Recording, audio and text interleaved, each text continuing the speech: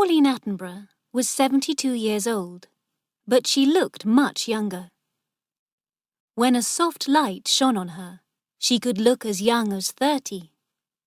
She had a lovely figure and face, and her nose was a very good shape. Only her big grey eyes made her look older. Pauline had left her husband, Ronald, many years ago. Pauline and Ronald had had 2 sons, Henry and Robert. Henry, the older son, had died when Robert was only 10. Now Robert was 32. He lived with his mother and worked as a lawyer in London. Robert Attenborough did not earn very much money, but this was not a problem. His mother was a rich woman. Pauline's niece, Ciss, also lived in the house. Her father, Ronald Attenborough's brother, had died 5 years ago. Ciss had no money or home of her own. She needed a place to live, so she depended on her Aunt Pauline. Ciss was a big young woman, with dark hair and eyes. She was very shy. She was in love with her cousin Robert, but she had never told him this.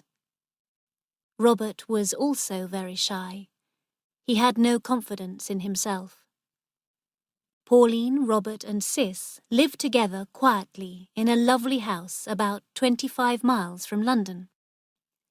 The house was surrounded by pleasant gardens. It was the perfect house and the perfect life for Pauline. Every day Robert went to work in London. Then when he came home, the 3 of them, Pauline, Robert and Ciss, ate dinner together. During dinner there were always candles on the table. Pauline liked candles because the soft candlelight made her look young and beautiful. The soft light shone on the skin of her bare arms and the soft material of her dress. Pauline shone with happiness. She looked like a beautiful woman of only 32 or 33. After dinner, they had coffee in the warm drawing room. The room was full of lovely furniture. For many years, Pauline had collected furniture and beautiful, unusual pictures from many different countries. She had sold these things to museums for a lot of money. This had made her a rich woman. Pauline, Robert and Ciss chatted together pleasantly. Their conversation was always simple and bright. Then at 8:30, Ciss carried the tray of coffee things out of the room. Robert always stayed and continued chatting to his mother. He always listened to everything that she said. At the side of the house, there was a large courtyard. Ciss had a flat just across the courtyard, above the old coach house and stables. Several years ago, a carriage and horses had been in these buildings. Now Robert kept his car in the coach house. Ciss did not always go to her flat after dinner. In summer, she sometimes sat outside in the large garden. She listened to Pauline's laughter coming from the drawing room. In winter, Ciss put on a thick coat and walked through the garden and down to the little bridge over the stream. She liked to hear the water running under the bridge.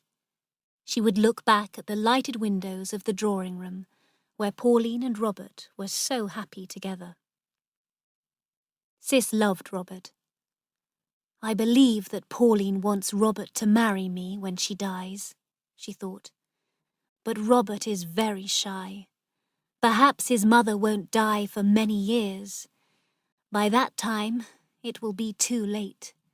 Robert will be just an empty man who never enjoyed his life." Sometimes, Ciss stayed in the dark garden until about 10 o'clock, when she saw the light go on in Pauline's bedroom. Robert usually stayed in the drawing room for another hour, then he would go to bed too. Ciss, standing in the garden, wanted to go to him. She wanted to say, "Oh, Robert, this is all wrong."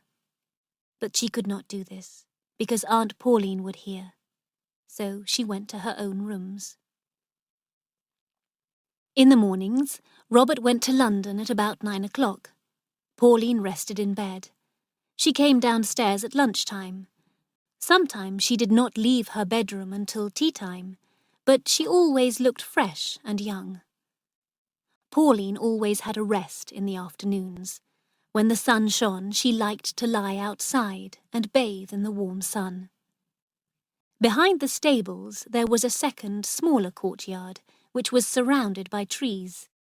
The sun shone right down into this little courtyard, so it was a perfect place for sunbathing. Here, Ciss put a chair for Pauline to lie on, a large umbrella and blankets. If the sun became too hot, Pauline could lie in the shade of the umbrella. One afternoon, Ciss decided to sunbathe too. She found a ladder and climbed up onto the flat roof of the stables. Then she lay down on a blanket in one corner of the roof. The sun shone brightly here, and it was very hot. Ciss was above Aunt Pauline, who lay in the little courtyard below. But Pauline did not know that Ciss was on the roof above her. It was lovely lying in the warm sun and air. The warmth of the sun on her legs and arms made Ciss feel comfortable and relaxed. Suddenly she heard a voice speaking softly, and her heart jumped with fear and shock. "No, Henry dear," said the voice. "It was not my fault that you died instead of marrying Claudia." The voice did not sound human. Where was it coming from? There must be someone on the roof. Ciss lifted her head and looked around, but there was nobody on the roof with her. Suddenly she heard the soft voice again. "No, darling. I said that you would be tired of her in 6 months. I warned you, and it was true. I couldn't do anything more, and you died without ever knowing me again." The voice was silent. Ciss lay on her blanket. It was a beautiful summer afternoon. Did the voice belong to a ghost? Ciss hated the idea of ghosts, spirits, and magic. Then she heard a deep sigh, and the strange voice spoke again. Well, a heart must feel pain, but it wasn't my fault, dear. It is better for a heart to feel pain rather than break from sorrow. And Robert could marry poor, boring Ciss tomorrow if he wanted to, but he doesn't care about her. Ciss sat up quickly. She was very surprised. It was Aunt Pauline talking. It must be Aunt Pauline. Where was she? And how was Ciss hearing her strange whispers? Aunt Pauline must be lying right below her, and she must be using a trick to make her voice sound strange. Aunt Pauline was trying to frighten her. Ciss was still afraid, but she was now thinking more clearly. Ciss lay down again. She knew the story of Henry, Robert's older brother. Henry had been in love with Claudia, a beautiful young actress, but his mother had been against Claudia and had laughed at Henry. Henry had become ill with a brain disease and died at the age of 22. "I think that I should get up now," the voice was saying. "I've had enough sun. A woman might live forever if she has enough sun, love, and good food. I truly believe a good life will make me live forever." "That is certainly Aunt Pauline's voice," Ciss said to herself. "How horrible! I'm hearing Aunt Pauline's thoughts." Ciss turned and looked down in front of her. She was staring at a hole in the corner of the roof. The lead gutter, the pipe for taking away the rainwater, went down into this hole. The water then came out of the rain pipe near the ground. Suddenly, a sigh and a whisper came out of the hole. "Ah, well, Pauline, get up. You've had enough sun today. Now Ciss understood. Aunt Pauline was lying below her, and the rain pipe was carrying her voice up to the roof. Aunt Pauline was speaking her thoughts aloud. She did not know that the sound of her voice was going up to the roof. So Aunt Pauline was feeling guilty about Henry's death. He had died, and she thought that it was her fault. Ciss believed that Pauline had loved her big, handsome son Henry more than she loved Robert. Henry's death had been a terrible shock for Pauline. She only loved Robert because Henry was dead. Ciss put on her clothes, picked up her blanket, and carefully climbed down the ladder. As she went down, she heard her aunt calling, "All right, Ciss?" The lovely lady had finished sunbathing. She was returning to the house. Ciss went into the small courtyard. She picked up Pauline's blankets and the chair and put them in the house. Then she looked for the opening of the rain pipe. She found it in the corner of two walls of the stable building. The mouth of the rain pipe was almost hidden by the leaves of a plant on the wall. When Pauline sat in her chair and turned her face to the wall, her mouth would be near to the rain pipe. Ciss had heard her aunt's voice. No ghosts, spirits, or magic had made the voice. That evening, after they had drunk their coffee, Pauline stood up. "The sun has made me so sleepy today," she said. "I shall go to bed now. You two sit and chat." When Pauline had gone to bed, Ciss turned towards Robert. "Do you remember your brother Henry?" she asked him. Robert looked at her in surprise. "Yes, very well," he said. "What was he like?" asked Ciss. "Tall and handsome, with soft brown hair like mother," Robert said. "Women liked him. Henry was very happy and clever." "Did he love your mother?" "Very much," Robert said. "She loved him too, more than she loves me." "Robert," Ciss said, "do you like me?" Ciss saw Robert's face become pale. "Yes," Robert said, "I like you very much." "Will you kiss me?" "Nobody ever kisses me," Ciss said. Robert looked at his cousin with fear in his eyes. Then he stood up and kissed her gently on the cheek. Ciss held Robert's hand and pressed it against her breast. "Come and sit with me in the garden," she said. "But what about Mother?" he said. He was nervous and shy. Ciss smiled a little and looked into his eyes. Suddenly Robert's face became red. A few minutes later, she left him and went to her flat. The sunny weather continued. It was now July. Every afternoon, Pauline sunbathed in the small courtyard, and Ciss lay on the roof above the stables, listening.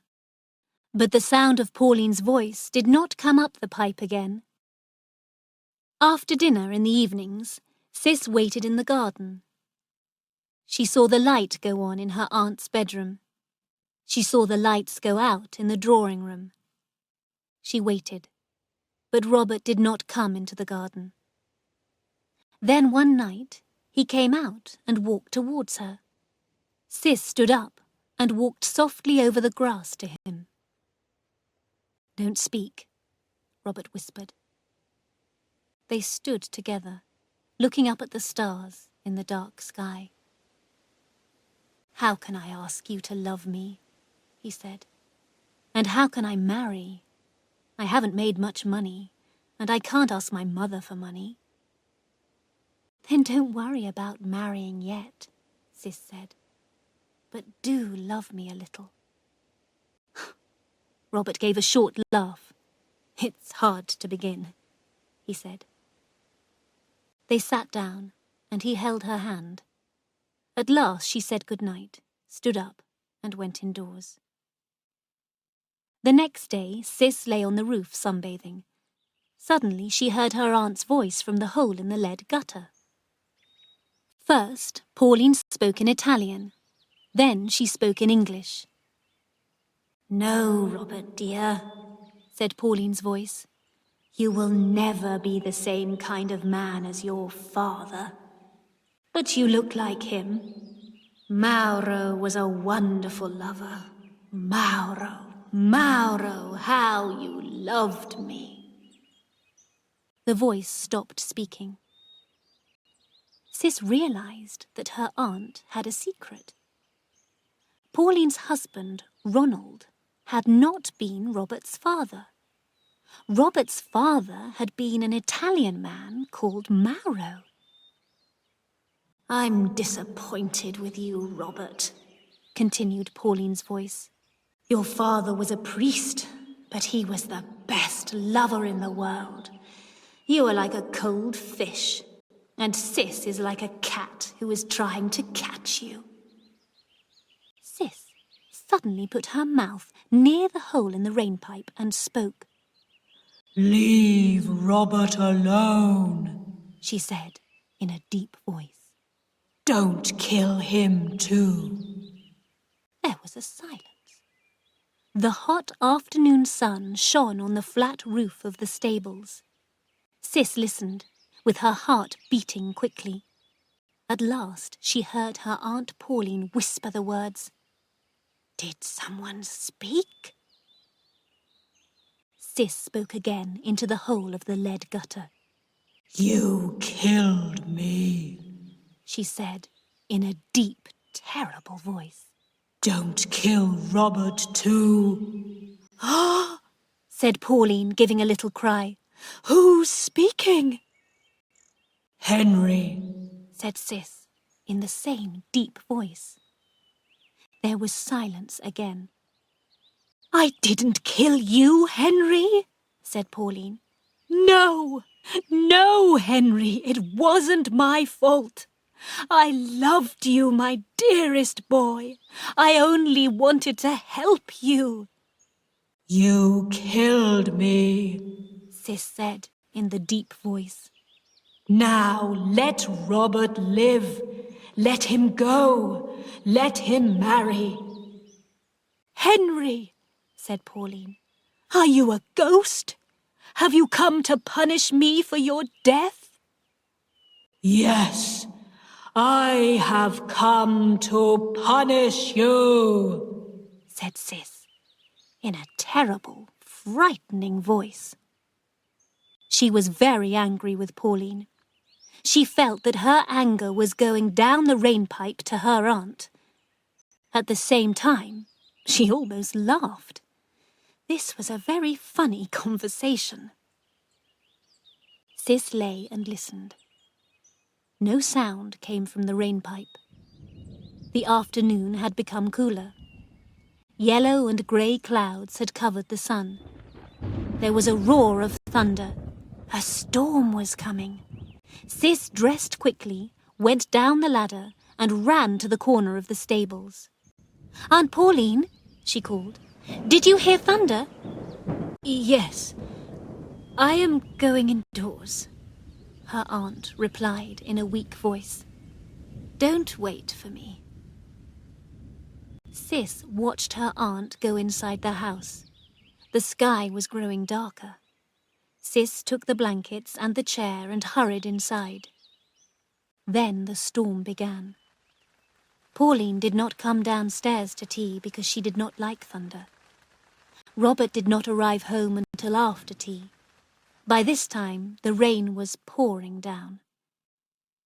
Ciss went to her flat and got ready for dinner. She put on a pretty white dress and fastened some white flowers at her breast. When she went into the drawing room, Robert was waiting.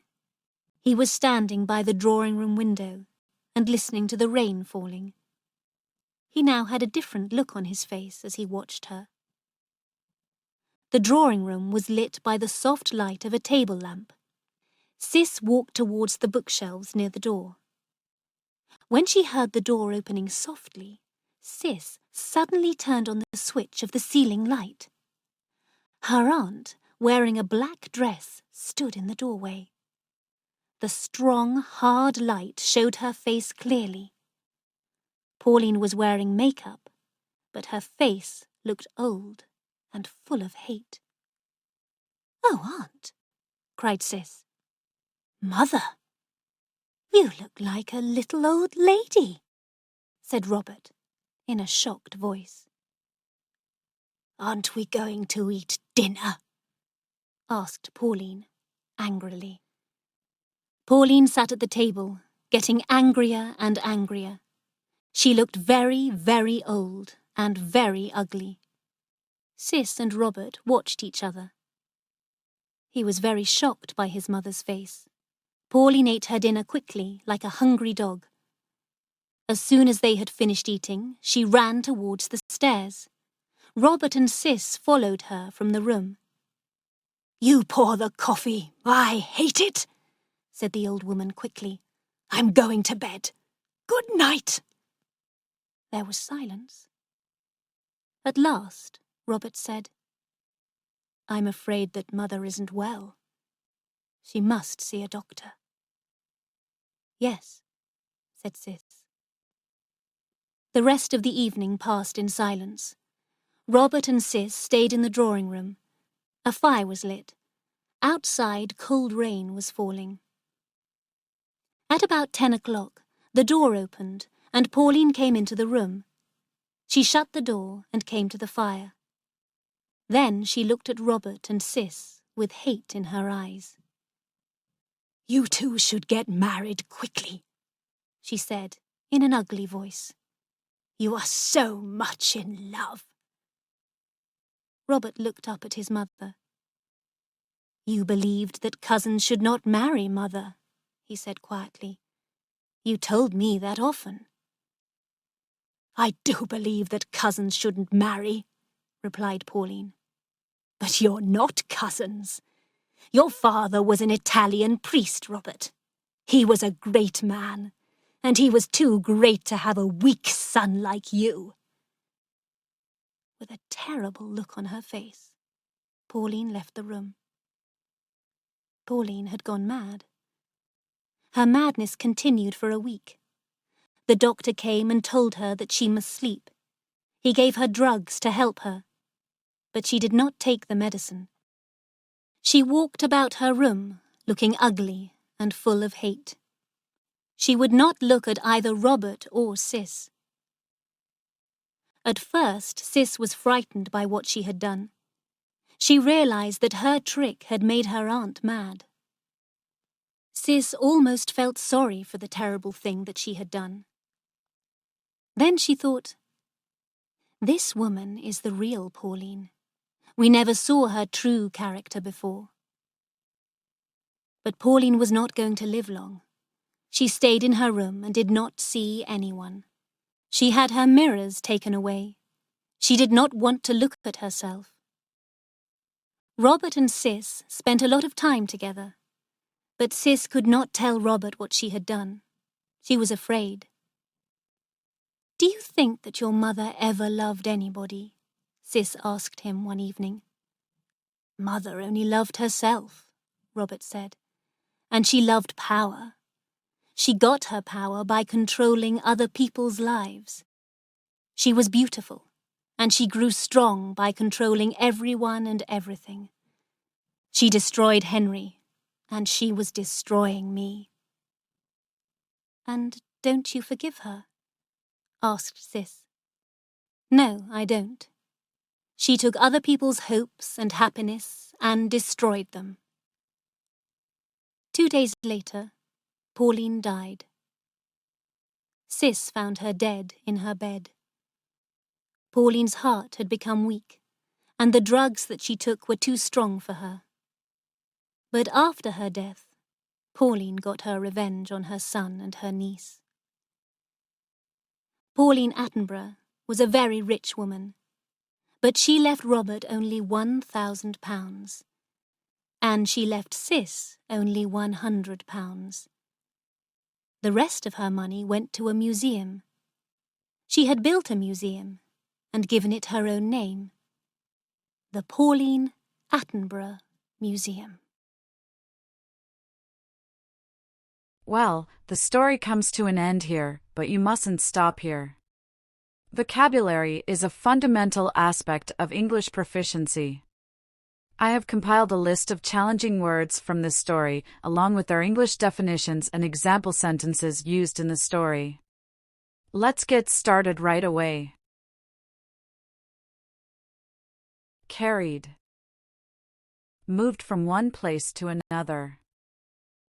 Then at 8:30, Ciss carried the tray of coffee things out of the room. Chatting. Talking in a friendly, informal way. Robert always stayed and continued chatting to his mother. Decided. Made up one's mind, chose to do something. One afternoon, Ciss decided to sunbathe too.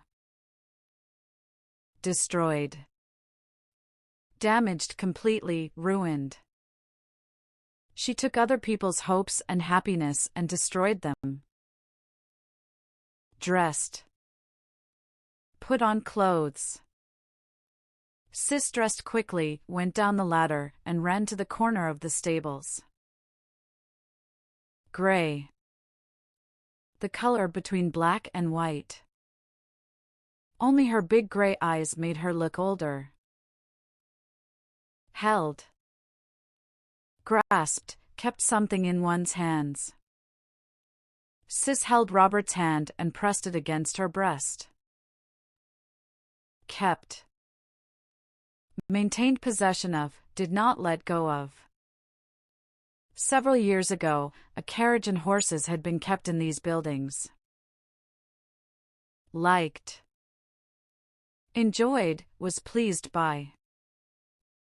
She liked to hear the water running under the bridge. Lit. Illuminated with light. The drawing room was lit by the soft light of a table lamp. Married. Joined in marriage, wedded. You two should get married quickly, she said in an ugly voice. Needed. Required, was necessary. She needed a place to live. Opened. Unlocked, unclosed to allow entry.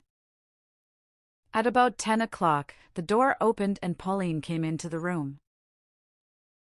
Passed. Went by, elapsed.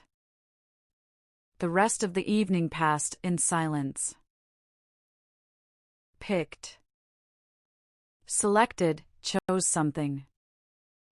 Ciss put on her clothes, picked up her blanket, and carefully climbed down the ladder. Pressed. Pushed firmly against something. Ciss held Robert's hand and pressed it against her breast. Realized. Became aware of, came to understand. Ciss realized that her aunt had a secret. Rested. Relaxed, did not exert oneself. Pauline rested in bed. Sold. Exchanged for money. She had sold these things to museums for a lot of money. Staring. Looking fixedly, gazing intently.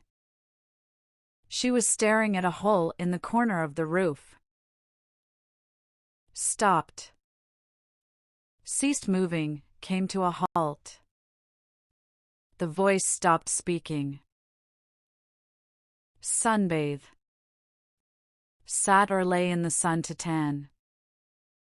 One afternoon, Ciss decided to sunbathe too. Surrounded. Encircled on all sides. The house was surrounded by pleasant gardens. Taken. Removed, carried away. She had her mirrors taken away. Tea time. Time for drinking tea, afternoon. Sometimes she did not leave her bedroom until tea time. Turned. Rotated, changed direction. Ciss turned and looked down in front of her. Understood. Comprehended, grasped the meaning of. Now Ciss understood. Wearing. Dressed in, had on one's body. Her aunt, wearing a black dress, stood in the doorway. Whispered. Spoke very softly and quietly. Don't speak, Robert whispered. Worked. Performed labor, job duties. He lived with his mother and worked as a lawyer in London. Now, are you ready to test your understanding of the story? Let's see how well you were paying attention. How old is Pauline Attenborough? Who does Pauline live with? What happened to Pauline's older son Henry? Who is Robert's real father? How does Pauline keep looking young? Where does Ciss secretly listen to Pauline talking to herself? What does Ciss pretend to be to trick Pauline? What happens to Pauline after Ciss tricks her? How much money does Pauline leave Robert in her will? Who does Pauline leave most of her money to? How does Pauline get her revenge after death? How does Robert feel about his mother after her death? Why doesn't Ciss tell Robert she tricked his mother? Do Robert and Ciss get married? What is the main theme of the story? Thank you for watching. Please take a moment to hit the like button and subscribe to my channel. Your support really motivates me to keep creating content. I appreciate you all, and I'll see you in the next video.